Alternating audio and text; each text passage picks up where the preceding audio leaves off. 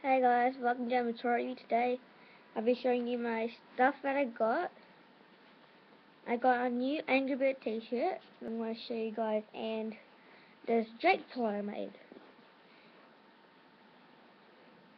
I can't help myself, I absolutely love it each time. This is body and the back. This little tail. I like how it turned out.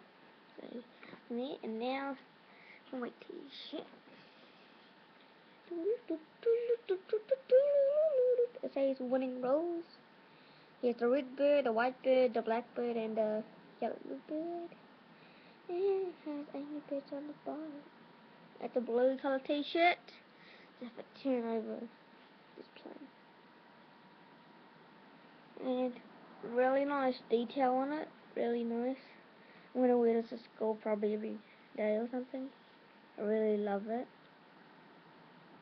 And yeah, that's about it, guys. See you in my next video. I will be doing another let's see. I don't know.